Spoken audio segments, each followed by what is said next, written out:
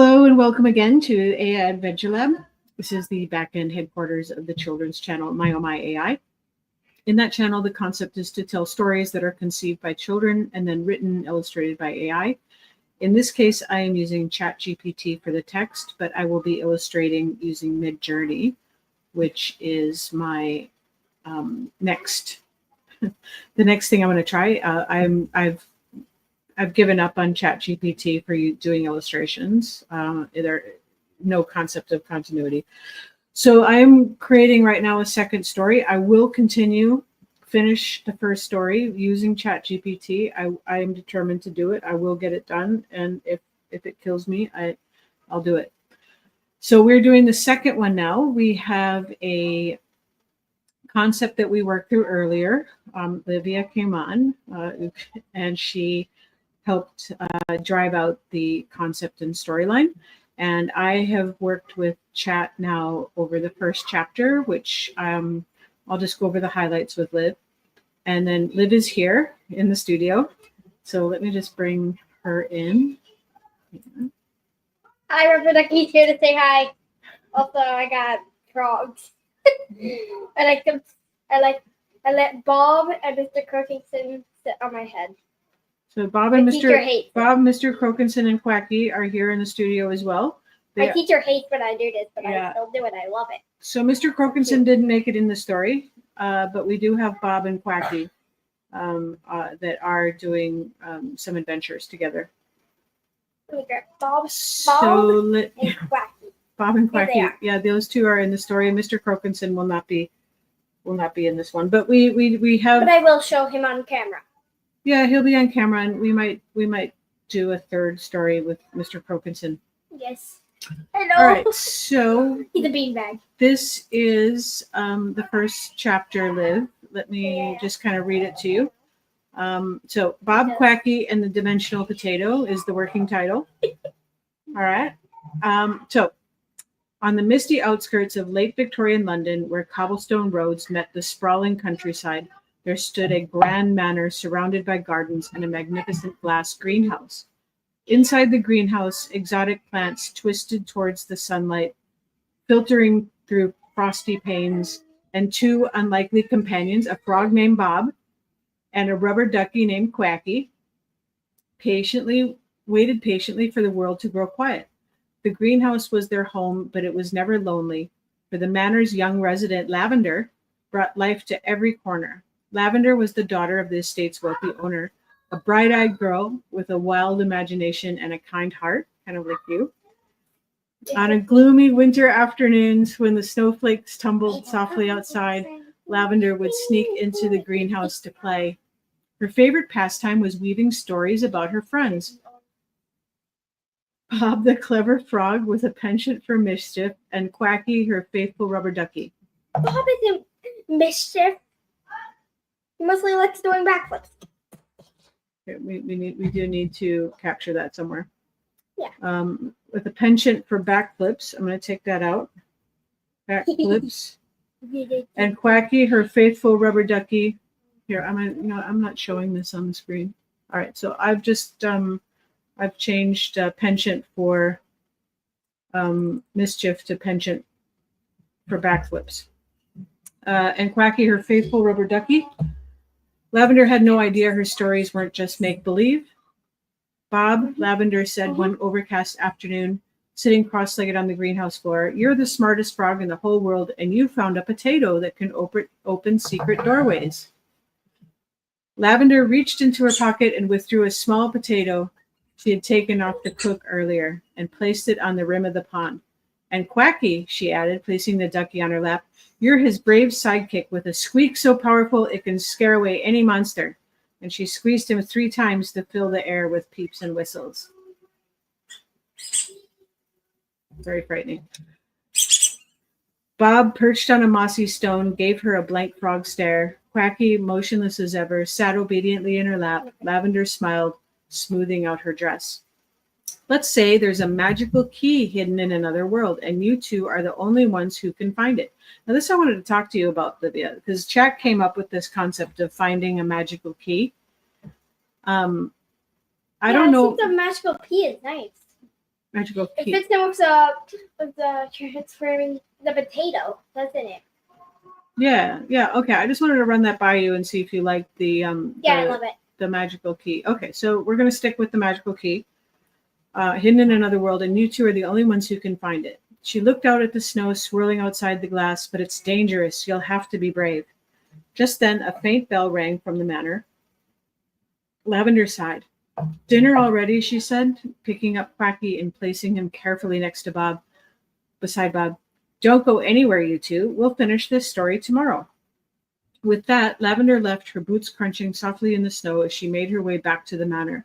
The greenhouse fell silent, save for the rustling of leaves in the breeze. For a moment, nothing happened. Then, as the last echoes of Lavender's footsteps faded, Bob blinked. Finally, he said, stretching his tiny frog legs.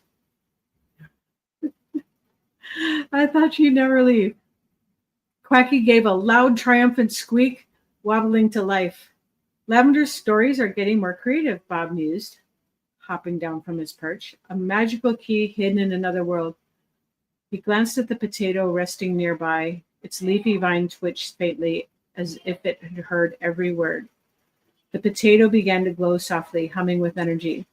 Bob's eyes widened. Well, I suppose there's no harm in seeing if she's right. Quacky squeaked excitedly and waddled closer as Bob grabbed the potato's vine, swinging it in a wide arc. He wrapped the glowing vine around himself and Quacky. Hold on tight, Bob croaked. With a burst of blue light, the greenhouse vanished and the adventure began. Okay, so that's the first chapter. Like it? Okay, so we're going to work on chapter 2 now. Let's see if Ducky approves. If Ducky does. Ducky seems to be all right with it. Yeah. Okay, so we Have a good will write chapter 2 now. Shit. Bob the frog with the potato and Quacky the rubber ducky. And the first realm will be the realm of dragons, where they will, and I'm just going to cut and paste what we did earlier. Bob and Quacky. First, so we need to get Dragon's Potion to give you dragon wings, get a dragon pet, and get the gold medal in the dragon race.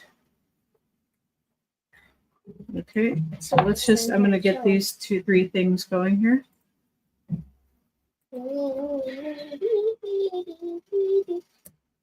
Mom, did you forget to say Merry Christmas? No, I didn't. Well, it's Christmas Eve. I did say it was Christmas Eve. So Merry Christmas. Merry Christmas. I'm just watching that all come up so fastly. Yeah, it's writing it pretty fast, isn't it? Yeah. I barely see that. Too tiny. Looks like scribbles from far away. Well, it's pretty long here. All right. The second chapter introduces the vibrant realm of dragons, complete with a thrilling quest to collect scales for dragon potions. Let me know if you'd like to refine or expand. All right, so let's have a look. It's really long. All right. Flash of blue fades. Bob and Quacky find themselves standing on a jagged cliff overlooking a shimmering valley. Okay. The air is warm, carried scent of sulfur, mingled with something sweet and smoky.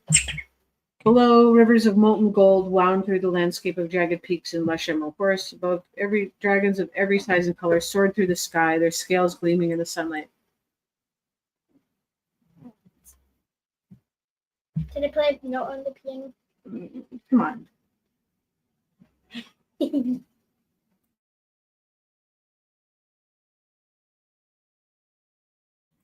Hang on, I think we're losing Liv's patience. Are you getting distracted? Yeah. You want to go do your own thing? Bye, box. No. All right. I'm good. I can stay. You can stay? Yeah, I can stay. Okay. Well. I have a little more patience. I can Okay. All right. Okay. All right. So they are in the world of dragons. The realm of dragons, Bob croaked, gazing at the spectacular scene. Lavender wasn't exaggerating. This place is something else. Quacky gave an excited chirp, a sound halfway between a squeak and a whistle. Waddled to the edge of the cliff, peering down. A particularly large dragon with shimmering sapphire scales and glowing golden eyes flew close enough for its wing beats to stir the air around them. Quacky wobbled slightly but didn't look away. So far, okay? Mm-hmm. Okay.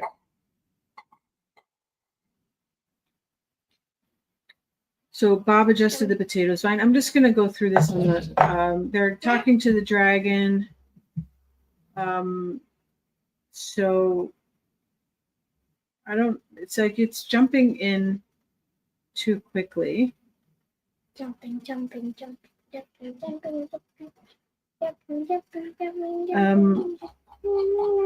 Okay, I'm gonna have to stop this one and come back and say they don't know the purpose of the realm.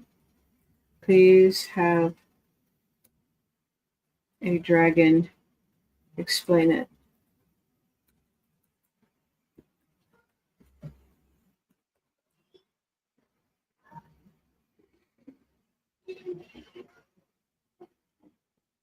All right, so it's rewriting it.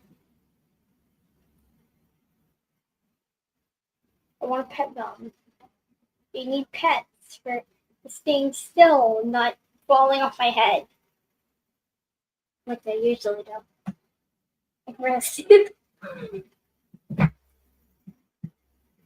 So is that your new hat? You're just gonna wear frogs on your head? Yeah. You said your teacher doesn't like that? Yeah. But I don't do it in school now, but I do it at home. I think it looks nice. I think chat's going crazy here. Way more than what we need. Oh, what did they say? What did they? I'm gonna come over there. Come over where? Over here? Yeah. What did they say? Can't you read it? No. All right. So, Oh. or was it too small? Too small. Too small. All right. Why don't you come around here then? Yeah. I have a small. Okay. So, can you read it now? Where is it? It's right here. That's Chat. Yeah, this is what Chat wrote. Oh. Chat GPT. Oh, I meant you said not like other people. No, there's no people watching. It would be nice if there were people watching that could help out here with some concepts and some direction, but we don't have people yet. Yeah. And some Only one. Yeah, there's only one people watching. And that is Dad. I think it is Dad. Hello. Someone that we don't know.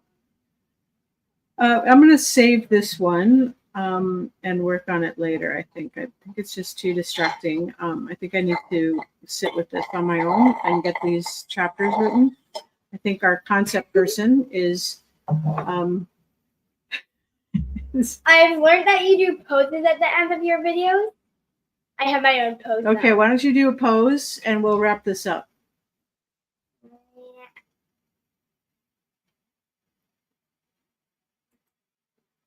So next concept we'll bring. So we'll read it back to you when I get done with these chapters, and then you can tell me what you like and don't like about them. How's that? Rather than try to work through this together, I think it's too much. Yeah. Okay. I think that's what we'll do. The frog is saying goodbye. All right, frogs are saying goodbye. Signing off. Have a good day. Merry Christmas. Okay. I'm gonna say it this time.